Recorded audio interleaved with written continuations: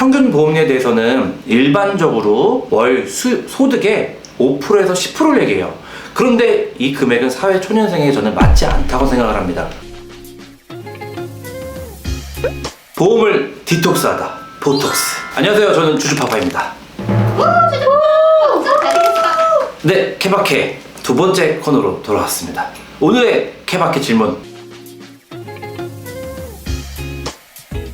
제 지인분께서 또 물어보십니다. 제 지인분의 동생이 사회초년생인데 꼭 필요한 보험이 어떤 거냐고 저한테 한번 물어보신 적 있으세요. 어떻게 생각하실까요, 주주파파님? 사회초년생 분이 가입해야 될 보험이 너무너무 큰 고민인 것 같아요. 사회초년생 시절에 보험 가입이 정말 중요합니다. 그때 처음 첫 단추를 잘못 꼈다가는 고생하는 경우가 너무 많기 때문에 이 영상 꼭 시청하시길 바랄게요. 우선 금융 상품 중에서 가장 정보가 편향되거나 왜곡되거나 숨겨져 있는 게 보험 정보라고 생각해요. 그래서 저희 보톡스가 채널을 시작한 것이기도 하고요. 사회 초년생 같은 경우는 그런 정보를 잘 알 수 없기 때문에 문제가 많이 발생하는데요. 사회 초년생 때 첫 번째로는 절대로 과다하게 보험을 가입하지 마시길 바랍니다. 실제로 사회 초년생임에도 불구하고 매달 보험료가 100만 원씩 납입되는 경우도 실제로 본 적이 있습니다. 그래서 사회 초년생에게는 보험이 절대로 과다하게 필요하지 않습니다. 꼭 필요한 보험만 가입하면 돼요. 그럼 반대로 보험이 필요한가요? 라고 물어볼 수 있습니다. 왜냐면 월 고정 지출액이 되기 때문이에요. 두 번째로 보험은 반드시 준비해야 합니다. 왜냐하면 사회 초년생인 경우 경제적 여유가 없기 때문입니다. 보험을 가입하는 이유는 리스크를 막기 위함이에요. 실제로 그럴 리 없지만 젊은 시절에도 갑자기 예상 못한 사고나 질병이 닥쳤을 때 정말 문제가 발생할 수 있기 때문입니다. 그래서 정리하면 과다하게는 필요 없지만 꼭 필요한 필수 보험은 반드시 준비하는 게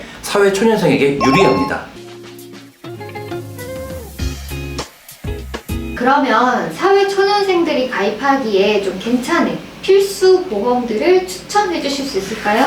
네, 추천하겠습니다. 보험은 올바른 가입 우선순위가 있다고 생각을 해요. 첫 번째는 실비보험입니다. 정확한 명칭은 실손의료비 보험인데요. 연간 총 5천만 원 한도 내에서 모든 질병과 상해를 보장해주는 상품입니다. 사실은 거의 제2의 의료보험이라고 할 정도로 전 국민이 가입을 하고 있는 상품이에요. 이 보험을 먼저 가입하는 것이 가장 유리합니다. 왜냐하면 특정 질병이나 특정 상해가 아니라 모든 질병과 모든 상해를 보장하기 때문입니다. 그래서 실손의료비 보험은 이제는 많이들 정보를 알고 있기 때문에 반드시 첫 번째로 가입을 하시길 바라고요. 그리고 나서 두 번째 우선순위로는 암 보험을 저는 추천하고 싶습니다. 좀 더 넓게 보면 3대 질병 진단비 보험일 수 있어요. 최초 진단을 받았을 때 내가 가입한 보장금액, 가입금액을 지급받는 것이 이 진단비 보험입니다.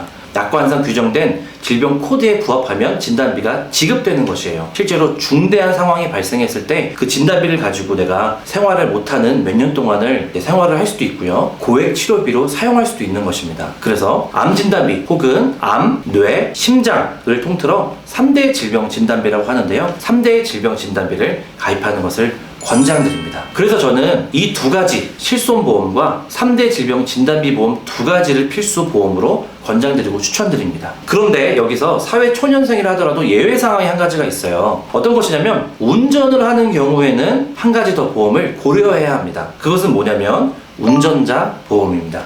이렇게 말했을 때 항상 질문을 많이 해요. 운전자 보험과 자동차 보험의 차이는 뭔가요? 그리고 운전자 보험 가입할게요 라는 말을 자동차 보험으로 가입할게요 라고 하시는 분들도 많아요. 아직도 좀 이것도 헷갈리는데요. 자동차 보험은 1년에 한 번 법적으로 반드시 가입해야 되는 책임보험입니다. 자동차에 대한 이제 보장을 하는 것이고요. 자동차 사고로 인한 사람과 재산에 대한 보장을 하는 것이 자동차 보험입니다. 운전자 보험은 기본적으로 나를 방어하는 방어보험이라고 이해하시면 될 것 같습니다.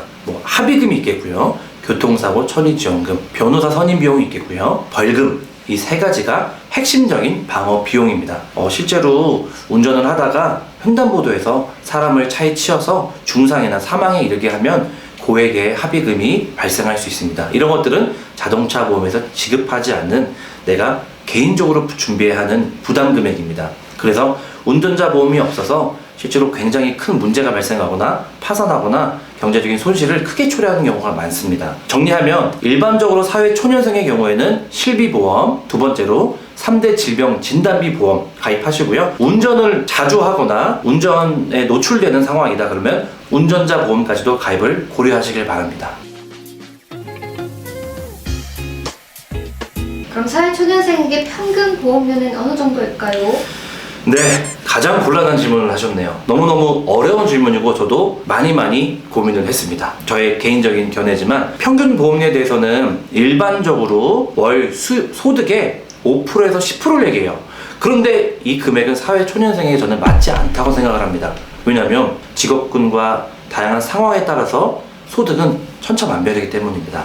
두 번째, 자기 나이에서 4,000원을 곱하라는 의견도 있습니다. 저는 이거는 일리가 있는 주장이라고 생각하고요. 보험회사에서 보험 플래너들이 얘기한 게 아니고요. 실제 금융연구소장들이 미니멈은 한 3,000원, 맥시멈은 5,000원 선으로 고려를 하라고 얘기를 합니다.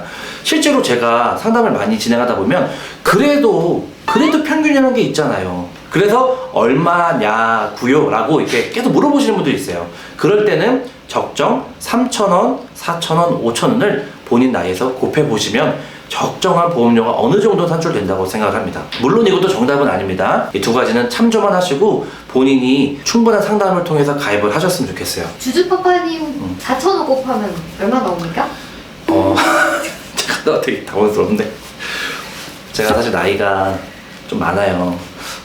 16. 저도 한 10만원 중후반 나오는데 저는 부모다 보니까 좀 사망이라든지 좀 보장 같은 걸 좀 세게 해놓은 편이에요. 왜냐면 저는 전국적으로 이동도 많고 다양한 이제 상황들이 노출되다 보니 그렇습니다. 그래서 가입할 때 꿀팁 몇 가지만 간단히 알려드리고 이제 오늘을 마칠게요. 첫 번째로 보험을 가입할 때는 넓은 보장 담보를 가입하시길 바랍니다. 예를 들면 너무 희귀한 사례의 특약들이 있어요. 그런 특약들로만 구성된 보험을 잘못 가입하는 경우도 있습니다. 그런 특약들은 보험료가 매우 저렴하다 그러면은 선 플러스로 해서 가입을 하는 것이고요. 기본적으로는 모든 암, 가장 넓은 뇌질환, 가장 넓은 심장질환을 중심으로 가입을 하는 것이 유리합니다. 왜냐하면 해당되지 않는 사고나 질병이 발생했을 때 보장을 못 받는 문제가 발생할 수 있기 때문입니다. 그래서 똑같은 월 5만원 혹은 10만원을 낸다 하더라도 담보 구성이 어떻게 돼 있냐에 따라서 실제 사고가 발생했을 때 보장받는 내용이 달라질 수 있기 때문입니다. 그래서 내가 넓은 범위로 잘 가입이 되는지 체크하는 것은 필수라고 생각을 합니다. 또 마지막으로 한 가지 더, 보험은 절대로 중도 해지하시면 안 됩니다. 해지할 보험은 가입하면 안 돼요. 사회 초년생 때 가입한 보험은 쭉 납입을 마쳐야 되는 겁니다. 그래서 납입을 마치는 것을 무조건 목표로 삼고 보험을 가입하시길 바랍니다. 예외적인 상황이 있어요. 치아보험이나 운전자 보험, 이런 예외적인 상황은 다음 편에서 어떻게 유리하게 가입을 하는 것이 유리한지 설명해 드리도록 하겠습니다. 정리하면 첫 번째로 넓은 보장 범위를 담보로 해서 가입을 하시고요. 두 번째로 반드시 가입을 하면 납입을 마치시길 바랍니다.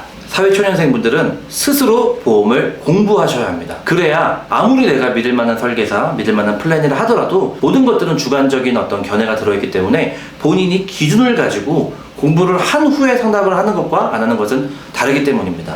그러니까 상담이 필요하신 분들은 지금 더보기 하단에 링크를 타고 오셔서 신청해 주시면 저희가 정직하게 상담해 드리도록 하겠고요. 네, 그럼 오늘 케바케 코너 보톡스 어떻게 좀 도움이 되셨나요? 네! 감사합니다. 네, 그러면 다음 이 시간에 또 좋은 질문과 좋은 답변으로 찾아오도록 하겠습니다. 여러분, 안녕!